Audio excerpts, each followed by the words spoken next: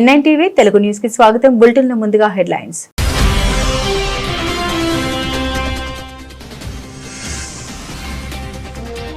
భారత్ తో సంబంధాలు సరిదిద్దండి. ట్రంప్ కు లేఖ రాసిన 19 మంది చట్టసభ సభ్యులు.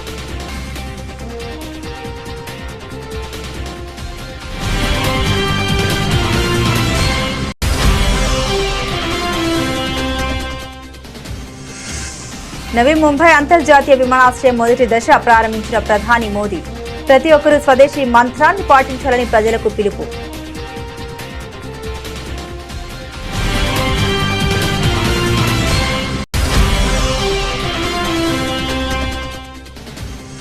ఇక నా మెయిల్ ఐడి ఇదే. జీమెయిల్ కు గుడ్ బై చెప్పి జోహో మెయిల్ కు మారిన అమిత్ షా. ప్రభుత్వ కార్యాలయాల్లో జోహో యాప్స్ వాడాలని విద్యాశాఖ ఆదేశాలు.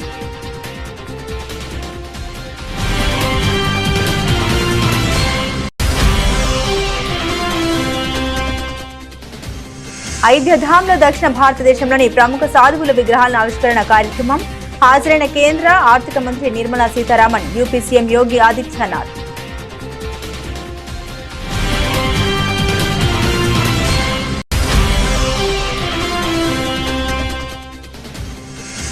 బీసీలకు 42% రిజర్వేషన్లపై ప్రతిపక్షాలు తప్పుదోవ పట్టించినా కాంగ్రెస్ ప్రభుత్వం ఇచ్చిన మాట ప్రకారం ముందుకెళ్తుంది స్పష్టం చేసిన మంత్రి వాకటి శ్రీహరి.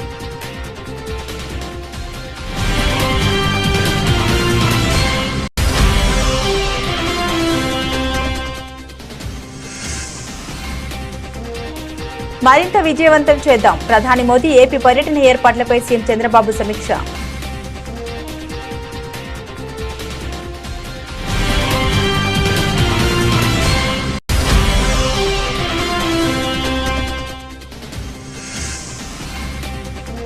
జూబ్లీహిల్స్ లో బీఆర్ఎస్ గెలిస్తేనే ప్రభుత్వానికి చెక్ పెడుతుంది. ఉప ఎన్నికలపై పార్టీ నేతలకు కేటీఆర్, హరీష్ రావు దిశా నిర్దేశనం.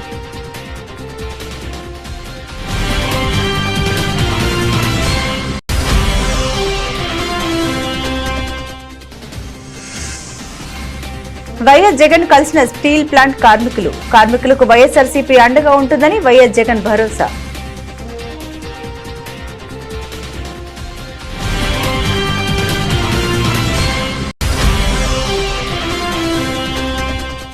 పోలీసులను దాటుకుని బస్ భవన్ లోపలికి చేరుకున్న బీఆర్ఎస్ బృందం. పెంచిన ఛార్జీలు వెనక్కి తీసుకోవాలని డిమాండ్ చేస్తూ ఆర్టీసీ ఎండీ నాగిరెడ్డిని కలిసి ప్రతిపాదన అందించిన బీఆర్ఎస్ నాయకులు.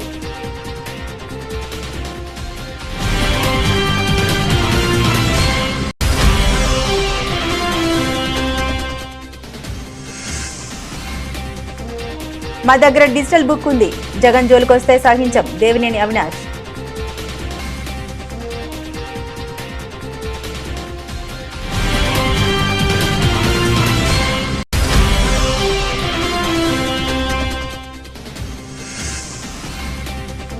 సూర్య లేటెస్ట్ మూవీపై క్రేజీ అప్డేట్. ఈ సినిమా టాలీవుడ్ లో సూర్యకి తొలి డైరెక్ట్ రిలీజ్ కావడంతో భారీ అంచనాలు.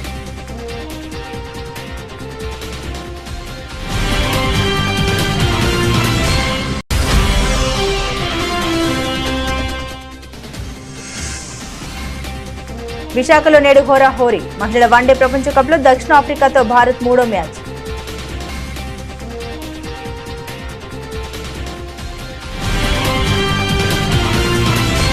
భారత్ తో దెబ్బతింటున్న కీలక భాగస్వామ్యాన్ని వెంటనే చక్కదిద్దాలని, సంబంధాలను పునరుద్ధరించాలని కోరుతూ 19 మంది అమెరికా చట్టసభ సభ్యులు అధ్యక్షుడు డొనాల్డ్ ట్రంప్ కు లేఖ రాశారు. భారత్ నుండి దిగుమతయ్యే వస్తువులపై ట్రంప్ ప్రభుత్వం ఇటీవల 50% వరకు సుంకాలు పెంచడాన్ని తీవ్రంగా వ్యతిరేకించిన వీరంతా ఈ చర్యలు ఇరు దేశాల మధ్య సత్సంబంధాలను దెబ్బతీస్తున్నాయని ఆందోళన చేశారు. లేఖపై సంతకం చేసిన వారిలో డెబోరా రాస్, రోఖన్నా, ప్రమీలా జయపాల్, రాజా కృష్ణమూర్తి వంటి ప్రముఖ డెమోక్రటిక్ నేతలు ఉండగా రిపబ్లికన్ పార్టీ నుండి ఒక్కరు కూడా లేకపోవడం గమనార్హం. మీ పరిపాలనలో తీసుకుంటున్న చర్యల వల్ల ప్రపంచంలోని అతిపెద్ద ప్రజాస్వామ్య దేశమైన భారత్ తో సంబంధాలు ఉద్రిక్తంగా మారాయి. ఇది రెండు దేశాలకు ప్రతికూల పరిణామాలకు దారితీస్తుంది. ఈ కీలక భాగస్వామ్యాన్ని సరిదిద్దడానికి మీరు తక్షణమే చర్యలు తీసుకోవాలని వారు తమ లేఖలో స్పష్టం చేశారు. తామంత పెద్ద సంఖ్యలో భారతీయ అమెరికాను నివసించే జిల్లాలకు ప్రాతినిధ్యం వహిస్తున్నామని, వారికి భారత్ తో బలమైన సాంస్కృతిక ఆర్థిక బంధాలు ఉన్నాయని గుర్తు చేశారు. ట్రంప్ ప్రభుత్వం పెంచిన సుంకాల వల్ల అమెరికా వినియోగదారులపై ధరల భారం పడుతోందని, అమెరికన్ కంపెనీలు ఆధారపడే సరఫరా గొలుసులు దెబ్బతింటున్నాయని ఎంపీలు ఆవేదన వ్యక్తం చేశారు. సెమీ కండక్టర్ల నుండి ఆరోగ్య సంరక్షణ, ఇంధనం వరకు అనేక కీలక రంగాల్లో అమెరికా తయారీదారులు భారత్పై ఆధారపడి ఉన్నారని వివరించారు. ఈ సుంకాల పెంపు ఇరు దేశాల్లో లక్షలాది ఉద్యోగాలకు ముప్పు తెచ్చిపెడుతుందని హెచ్చరించారు. దేశ ప్రజలు స్వదేశీని స్వీకరించి దేశ ఆర్థిక వ్యవస్థను బలోపేతం చేయాలని ప్రధానమంత్రి నరేంద్ర మోదీ పిలుపునిచ్చారు. నవీ ముంబైలో అంతర్జాతీయ విమానాశ్రయం మొదటి దశ ప్రారంభించిన అనంతరం ఆయన ప్రసంగించారు. స్వదేశీ వస్తువుల వాడకం వల్ల దేశంలో అభివృద్ధి వేగవంతం అవడమే కాకుండా యువతకు మరిన్ని ఉద్యోగ అవకాశాలు లభిస్తాయని ఆయన అన్నారు. ప్రతి ఒక్కరూ గర్వంగా స్వదేశీ అని చెప్పాలి. ఇది ప్రతి పౌరుడికి మార్కెట్కు ఒక మంత్రంలా మారాలి. ప్రజలు దేశీయ వస్తువుల్ని కొనుగోలు చేసి వాటిని బహుమతులుగా ఇస్తే ఆ డబ్బు తిరిగి మన ఆర్థిక వ్యవస్థకే చేరుతుంది. తద్వారా వృద్ధి, ఉపాధి పెరుగుతాయని ప్రధాని మోదీ వివరించారు. జీఎస్టీ సంస్కరణ వల్ల దేశానికి, ప్రజలకు ఎంతో మేలు జరుగుతుందని, ఇటీవల ముగిసిన నవరాత్రుల్లో అమ్మకాలు భారీగా జరగడమే ఇందుకు నిదర్శనమని ఆయన పేర్కొన్నారు. ఈ సందర్భంగా ప్రధాని మోదీ గత యూపీఏ ప్రభుత్వంపై తీవ్రస్థాయిలో విమర్శలు గుప్పించారు. 2008 ముంబై ఉగ్రదాడుల తర్వాత పాకిస్తాన్పై ఎందుకు దాడి చేయలేదని, ఎవరి ఒత్తిడితో ఆనాటి ప్రభుత్వం ఈ నిర్ణయం తీసుకుందో దేశం తెలుసుకోవాలనుకుంటుందని ప్రశ్నించారు. కాంగ్రెస్ నేతృత్వంలోని యూపీఏ ప్రభుత్వ బలహీన విధానాల వల్లే ఉగ్రవాదులు రెచ్చిపోయారని, దేశ భద్రత బలహీనపడిందని ఆరోపించారు. తమ ప్రభుత్వానికి మాత్రం దేశ భద్రతే అత్యంత ప్రాధాన్యమని, ఆపరేషన్ సింధూర్ ద్వారా పాకిస్తాన్కు గట్టి సమాధానమిచ్చామని గుర్తు చేశారు. आज पूरा देश विकसित भारत के संकल्प की सिद्धि में जुटा है। विकसित भारत यानी जहां गति भी हो और प्रगति भी हो, जहां लोक हित सर्वोपरि हो, जहां सरकार की योजनाएं देशवासियों का जीवन आसान बनाए। अगर आप बीते 11 वर्षों की यात्रा पर नजर डालें तो भारत के कोने कोने में इसी भावना से तेज गति से काम हो रहा है। जब Vande Bharat semi high speed ट्रेनें पटरियां पर दौड़ती है, जब बुलेट ट्रेन का काम रफ्तार पकड़ता है, जब चौड़े हाईवे और एक्सप्रेसवे नए शहरों को जोड़ते हैं, जब पहाड़ों को चीरकर लंबी टनल्स बनती हैं, जब लंबे और ऊंचे सी ब्रिज समंदर के दो किनारों को जोड़ते हैं, तब भारत की गति भी दिखाई देती है और भारत की प्रगति भी दिखाई देती है। तब भारत के नौजवानों की उड़ान को नए पंख लगते हैं। साथियों, आज का कार्यक्रम भी इसी सिलसिले को आगे बढ़ा रहा है। नवी मुंबई इंटरनेशनल एयरपोर्ट एक ऐसा प्रोजेक्ट है जिसमें विकसित भारत की झलक है। ये छत्रपति शिवाजी महाराज की धरती पर बना है और इसका आकार कमल के फूल जैसा है, यानी ये संस्कृति और समृद्धि का जीवंत प्रतीक है। इस नए एयरपोर्ट से महाराष्ट्र के किसान यूरोप और मिडिल ईस्ट के सुपरमार्केट से भी जुड़ जाएंगे, यानी किसान की ताजा उपज, फल, फूल, सब्जी और मछुआरों के उत्पाद तेजी से ग्लोबल मार्केट तक पहुंच पाएंगे। इस एयरपोर्ट से यहां आसपास के छोटे और लघु उद्योगों के लिए एयरपोर्ट की लागत कम होगी, यहां निवेश बढ़ेगा, नए उद्योग, नए उद्यम लगेंगे। मैं महाराष्ट्र और मुंबई के सभी लोगों को इस एयरपोर्ट की बहुत बहुत बधाई देता हूं। దేశీయ టెక్నాలజీ వినియోగాన్ని ప్రోత్సహించే దిశగా కేంద్ర ప్రభుత్వం కీలక అడుగులు వేస్తోంది. ప్రధాని నరేంద్ర మోదీ పిలుపునిచ్చిన ఆత్మనిర్భర్ భారత్ స్ఫూర్తితో కేంద్ర హోంమంత్రి అమిత్ షా తన అధికారిక ఈమెయిల్ సేవల్ని గూగుల్కు చెందిన జీమెయిల్ నుండి స్వదేశీ సంస్థ అయిన జోహో మెయిల్ కు మార్చుకున్నారు. ఈ మార్పును ఆయన స్వయంగా సోషల్ మీడియా ప్లాట్ఫామ్ ఎక్స్ ద్వారా ప్రకటించారు. అందరికీ నమస్కారం, నేను జోహో మెయిల్ కు మారాను. దయచేసి నా ఈమెయిల్ అడ్రస్ లో మార్పుని గమనించగలరు. నా కొత్త ఈమెయిల్ చిరునామా amisha.bjp@johomail.in. భవిష్యత్తులో నాతో ప్రత్యుత్తరాలు జరిపేవారు ఈ చిరునామాను ఉపయోగించగలరని అమిత్ షా పేర్కొన్నారు. కేంద్ర మంత్రులు స్వదేశీ సాంకేతిక వైపు మొగ్గు చూపడం ఇదే మొదటిసారి కాదు. కొద్ది రోజుల క్రితమే కేంద్ర రైల్వే ఐటీ శాఖ మంత్రి అశ్విని వైష్ణవ్ కూడా జోహో ప్లాట్ఫామ్ కు మారారు. డాక్యుమెంట్లు, స్ప్రెడ్ షీట్లు, ప్రెజెంటేషన్ల కోసం ఇది ఒక అద్భుతమైన వేదిక అని ఆయన ప్రశంసించారు. ప్రధాని పిలుపు మేరకు ప్రతి ఒక్కరు స్వదేశీ ఉత్పత్తులు, సేవలను స్వీకరించాలని ఆయన కోరారు. ఇటీవల జోహో అభివృద్ధి చేసిన అరటై మెసేజింగ్ యాప్ ప్రకంపనలు సృష్టిస్తుంది. ఈ రంగంలో నెంబర్ 1 గా ఉన్న వాట్సాప్ కు సవాల్ విసురుతోంది. మర్యాద పురుషోత్తమ భగవానుడు శ్రీరాముని నివాసమైన పవిత్ర నగరం శ్రీ అయోధ్యాధాంలో దక్షిణ భారతదేశంలోని ప్రముఖ సాధువుల విగ్రహాల్ని ఆవిష్కరించడానికి ఏర్పాటు చేసిన కార్యక్రమానికి కేంద్ర ఆర్థిక మంత్రి నిర్మలా సీతారామన్తో కలిసి యూపీ సీఎం యోగి ఆదిత్యనాథ్ హాజరయ్యారు. శ్రీ త్యాగరాజ మహాస్వామీజీ, శ్రీ పురంధరదాస్ మహాస్వామీజీ, శ్రీ అరుణాచల కవి మహాస్వామీజీలు 15వ శతాబ్దం నుండి 18వ శతాబ్దం వరకు దక్షిణ భారతదేశంలో శ్రీరామ భక్తి ప్రచారానికి తమ జీవితాంతం అంకితం చేశారని సీఎం గుర్తు చేశారు. ఈ సందర్భంగా యోగి ఆదిత్యనాథ్ మాట్లాడారు. ఈరోజు శ్రీరామ జన్మభూమి యొక్క 4 ప్రధాన ద్వారాల్ని శ్రీరామ జన్మభూమి తీర్థ క్షేత్ర ట్రస్ట్ సాధువుల పేరిట అంకితం చేస్తోందని తెలిపారు. हमें उन पूज्य संतों के प्रति कृतज्ञता ज्ञापित करने और नमन करने का अवसर प्राप्त हुआ है और दक्षिण भारत के हमारे पूज्य संतों ने सदैव से उत्तर दक्षिण को जोड़ने का काम किया. याद करिए, जगतगुरु शंकराचार्य केरल की धरती से निकले थे, उसी दक्षिण भारत से निकले थे. देश के 4 कोनों में उन्होंने 4 पीठ की स्थापना की थी. पूरे देश के अंदर उन्होंने वैदिक धर्म को पूरी मजबूती के साथ स्थापित करने का अपना योगदान दिया था. आज भी हर भारतवासी भगवान शंकराचार्य के प्रति पूरी कृतज्ञता ज्ञापित करता है. और आज जब हम राम जन्मभूमि में हैं तो श्री राम जन्मभूमि में हम लोगों का जो दक्षिण दिशा का द्वार बन रहा है, द्वार नंबर 11, ये जगतगुरु शंकराचार्य द्वार के नाम पर जाना जाएगा.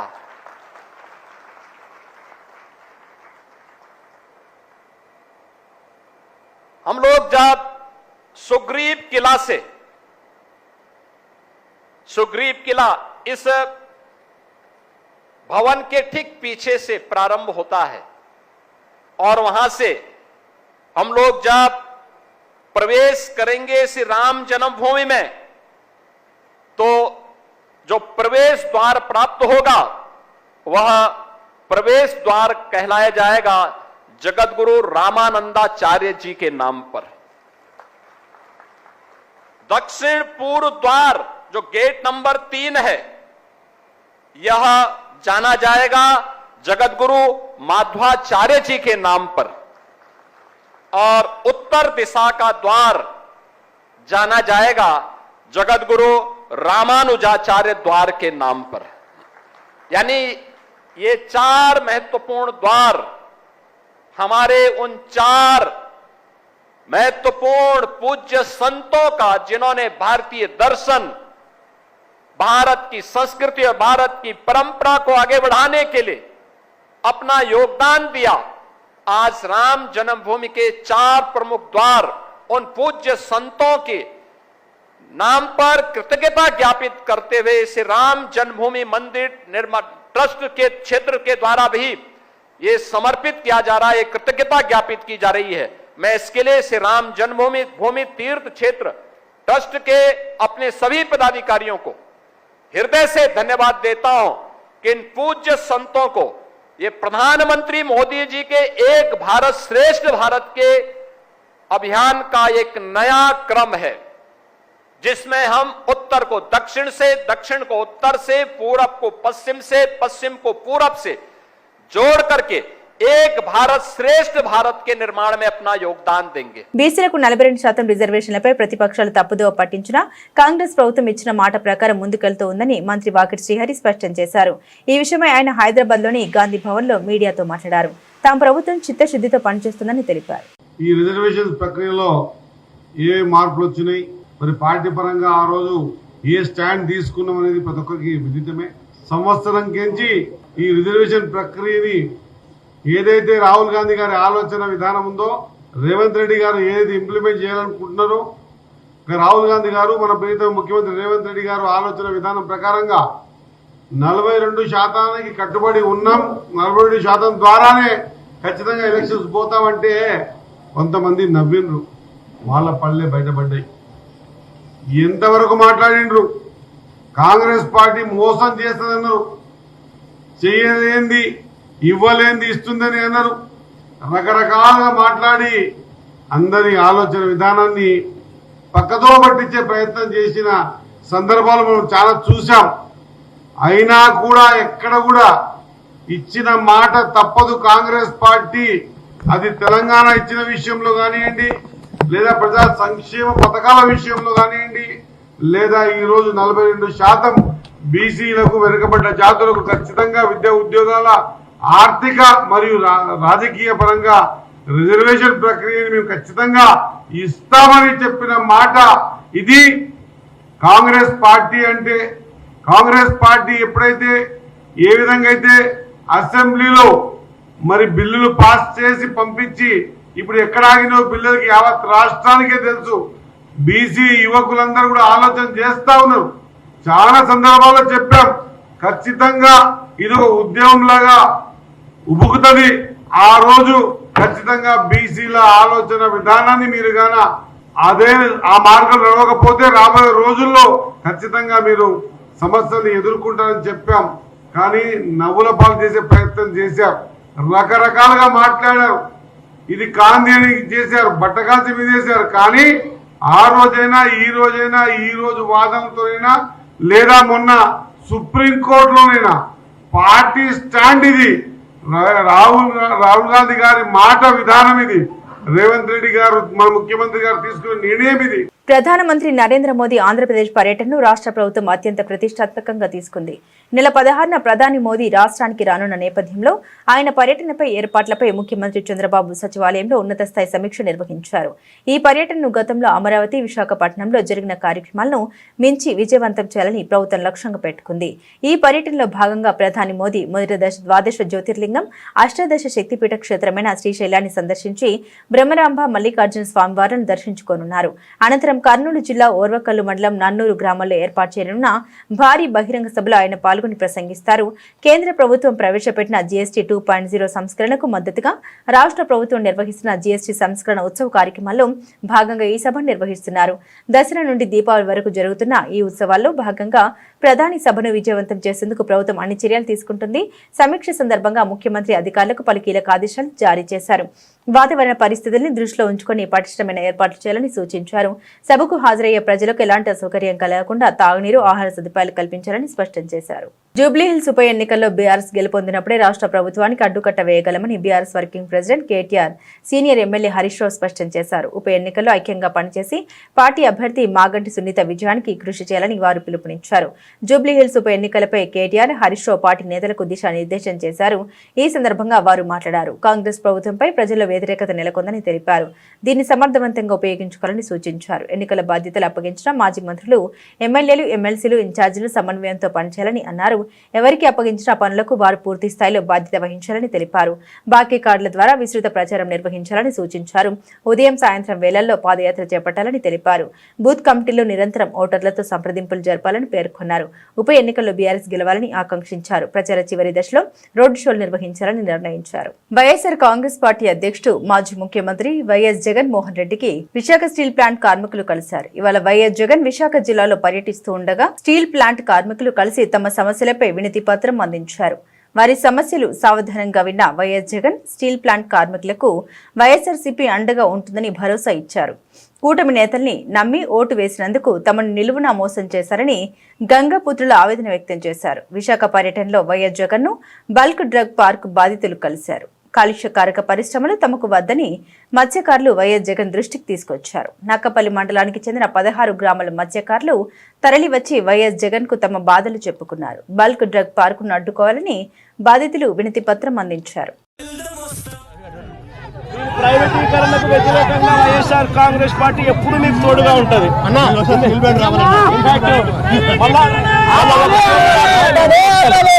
అదే పనిగా ఎక్స్క్లూజివ్లీ ఒక స్టేట్ దాటితే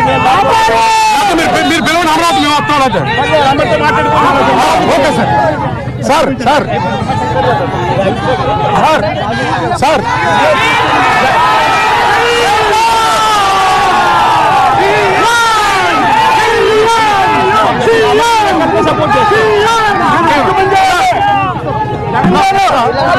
రమణారెడ్డి నా పేరు, వైఎస్ఆర్ పీడీ జనరల్ సెక్రటరీ. అన్న మన టైంలో చేపలు వచ్చాయి, అన్ని ఇచ్చామన్నా. ఇప్పుడు ఏమి ఉంటుందన్నా, ఒకసారి పెంచిన ఆర్టీసీ బస్ ఛార్జీలు నిరసిస్తూ బీఆర్ఎస్ తరపున ఇవాళ చలో బస్ భవన్ కార్యక్రమానికి పిలుపునివ్వగా పోలీసులు అడుగడుగున ఆటంకాలు సృష్టించారు. అయినప్పటికీ బారికేడ్లు, మూడంచెల పోలీసు భద్రతను దాటుకుని BRS working president KTR, Harish Rao, Talasani Srinivas Yadav, Padmarao Goud, Deshapati Srinivas bus Bhavan లోపలికి చేరుకున్నారు. పెంచిన టికెట్ ధరల్ని తగ్గించాలని ఆర్టీసీ ఎండీకి బీఆర్ఎస్ నాయకులు ప్రతిపాదన అందజేయనున్నారు. ఈ క్రమంలో బస్ భవన్ వద్ద పోలీసులు భారీగా మోహరించారు. బస్ భవన్ వద్దకు చేరుకున్న బీఆర్ఎస్ నేతల్ని పోలీసులు అడ్డుకున్నారు. దీంతో అక్కడ ఉద్రిక్త పరిస్థితి నెలకొన్నాయి. బస్ భవన్ వద్దకు చేరుకున్న బీఆర్ఎస్ నేత మన్నె క్రిషాంక్ ను పోలీసులు అరెస్టు చేశారు. బస్ భవన్ కు 1/2 కిలోమీటర్ దూరంలోనే బారికేడ్లు ఏర్పాటు చేశారు. మూడంచెల భద్రతతో పోలీసులు పహారా కాస్తున్నారు.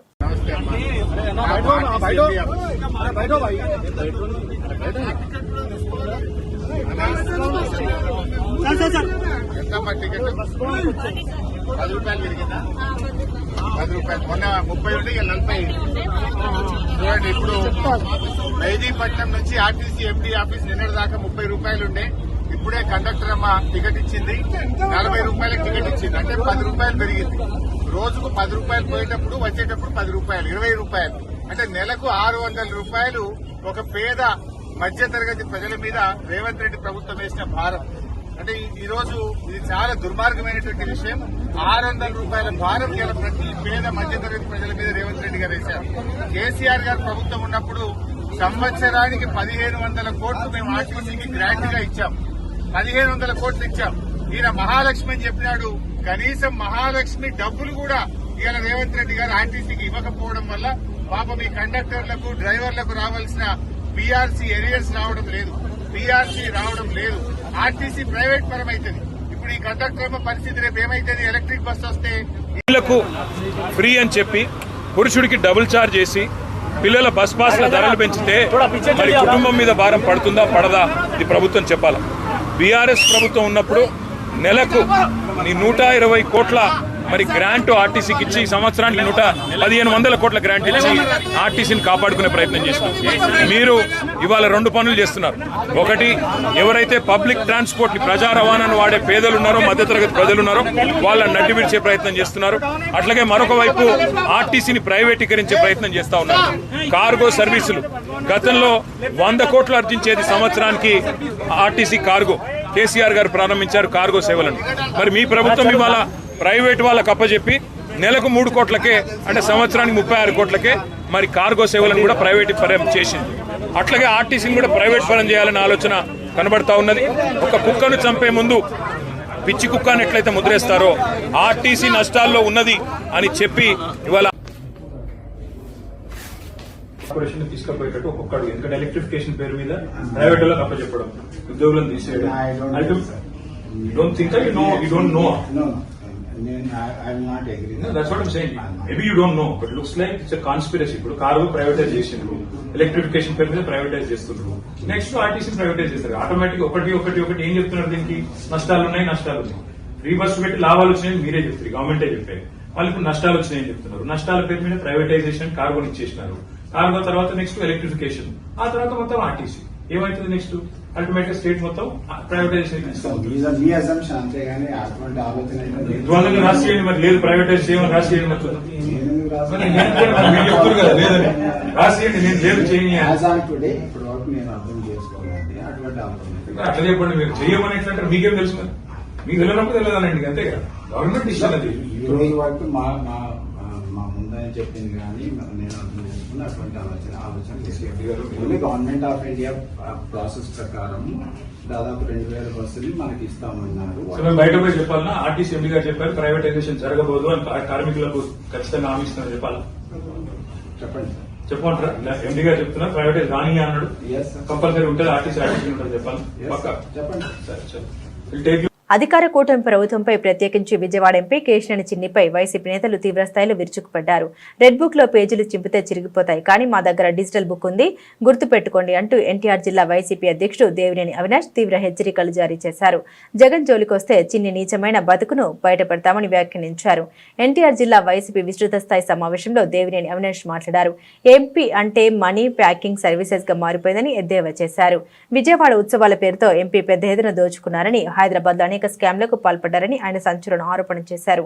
కూటమి ప్రభుత్వం అధికారంలోకి వచ్చాక పేదలకు ఆనందం కరువైందని, సంక్షేమం అభివృద్ధిని పూర్తిగా పక్కన పెట్టేశారని విమర్శించారు.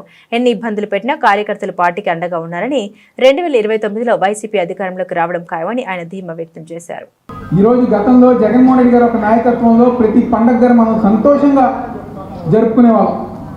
ఈ రోజు అధికారంలోకి వచ్చిన తర్వాత, కూటమి అధికారంలోకి వచ్చిన తర్వాత పేద ప్రజానికం ఏ పండగ గారు సంతోషంగా జరుపుకోవట్ల. సూపర్ 6 హామీలు లేవు.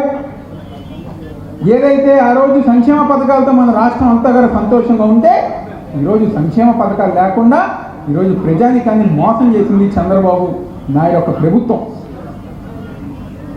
అదేవిధంగా అభివృద్ధి కార్యక్రమాలు ఈరోజు మన ఎన్టీఆర్ జిల్లాలో ప్రతి నియోజకవర్గంలో గారా అభివృద్ధి కార్యక్రమాలు చేసుకుంటూ గతంలో జగన్మోహన్ రెడ్డి గారి యొక్క నాయకత్వంలో మన జిల్లాను అనేక విధాలుగా ముందుకు తీసుకెళ్ళాం.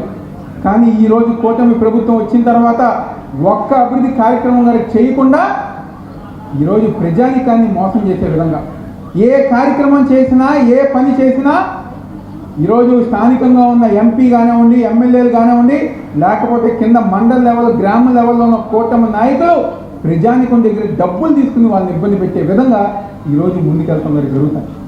ఈరోజు ఎన్టీఆర్ జిల్లాకు వచ్చేసి వైఎస్ఆర్ కాంగ్రెస్ పార్టీ ఆధ్వర్యంలో ఏ కార్యక్రమం చేపట్టినా మన ఎన్టీఆర్ జిల్లాలో విజయవంతంగా చేశామని చెప్పని గర్వంగా ఈరోజు మన అందరం గారు చెప్పుకోగలుగుతున్న సందర్భం. ఈరోజు మన ఎన్టీఆర్ జిల్లాలో ఎంపీ కానివ్వండి, ఎమ్మెల్యేలు కానివ్వండి, వాళ్ళు దోచుకునే విధానం మీరందరు గారు చూసే ఉంటారు. విజయవాడ ఉత్సవ్ పేరుతో విజయవాడ ఎంపీ అంటే ఇదివరకు మనం మెంబర్ ఆఫ్ పార్లమెంట్ అనుకునే వాళ్ళం, కానీ ఇప్పుడు మనీ ప్యాకింగ్ సర్వీస్ అయిపోయింది ఆయన బాధ్యత.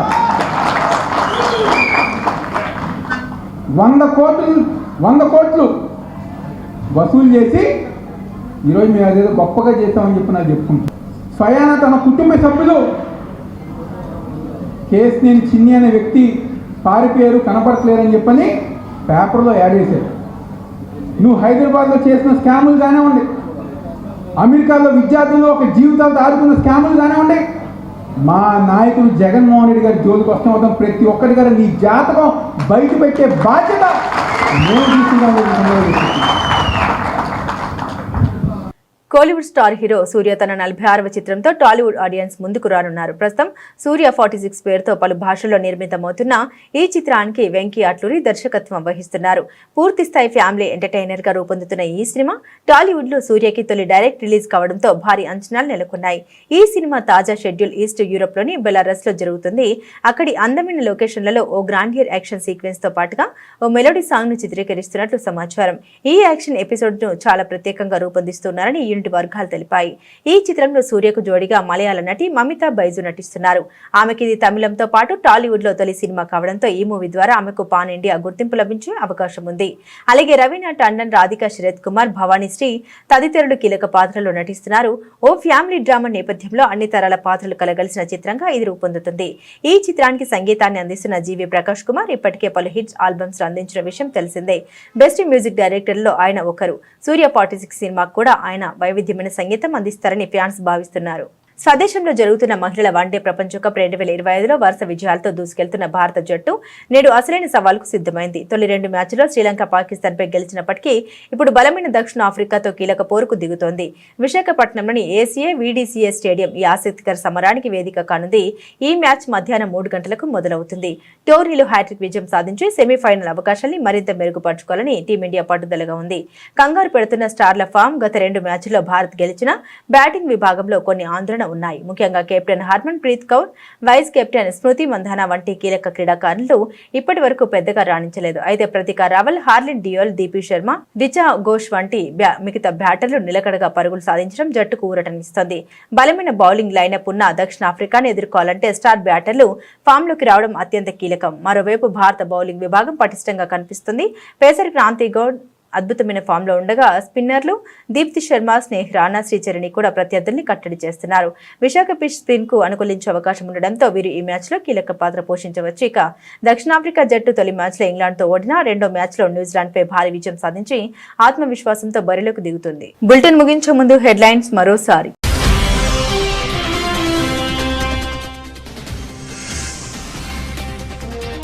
భారత్తో సంబంధాలు సరిదిద్దండి, ట్రంప్కు లేఖ రాసిన 19 మంది చట్టసభ సభ్యులు.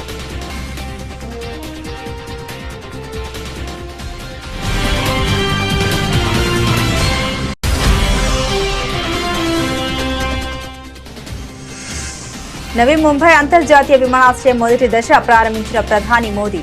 ప్రతి ఒక్కరూ స్వదేశీ మంత్రాన్ని పాటించాలని ప్రజలకు పిలుపు.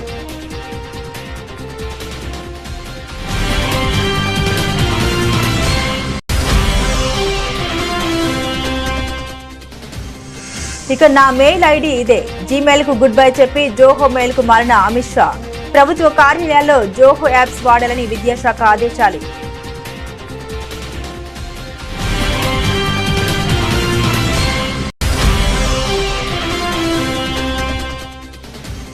అయోధ్యధాంలో దక్షిణ భారతదేశంలోని ప్రముఖ సాధువుల విగ్రహాల ఆవిష్కరణ కార్యక్రమం. హాజరైన కేంద్ర ఆర్థిక మంత్రి నిర్మలా సీతారామన్, యూపీ సీఎం యోగి ఆదిత్యనాథ్.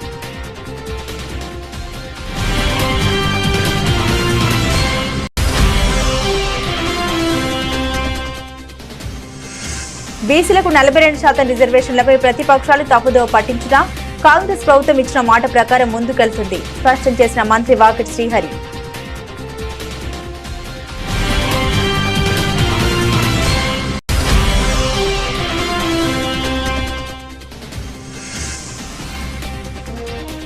మరింత విజయవంతం చేద్దాం, ప్రధాని మోదీ ఏపీ పర్యటన ఏర్పాట్లపై సీఎం చంద్రబాబు సమీక్ష.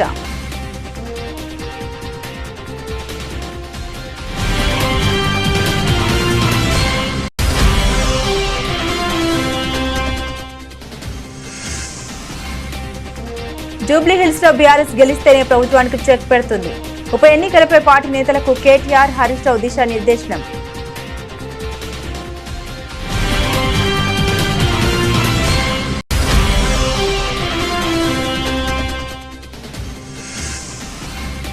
వైఎస్ జగన్ కలిసిన స్టీల్ ప్లాంట్ కార్మికులకు వైఎస్ఆర్సీపీ అండగా ఉంటుందని వైఎస్ జగన్ భరోసా.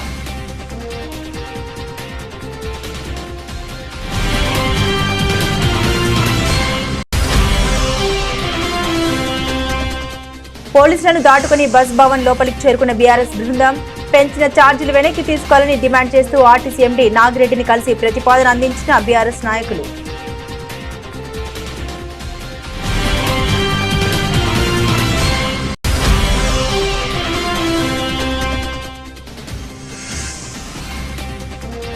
మా దగ్గర డిజిటల్ బుక్ ఉంది, జగన్ జోలికొస్తే సహించం, దేవినేని అవినాష్.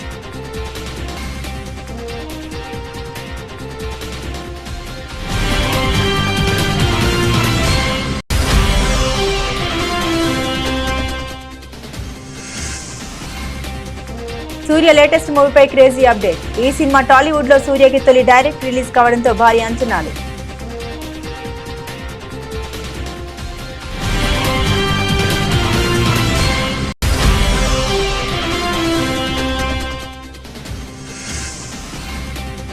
విశాఖలో నేడు హోరాహోరీ. మహిళల వన్డే ప్రపంచ కప్ లో దక్షిణాఫ్రికాతో భారత్ 3వ మ్యాచ్.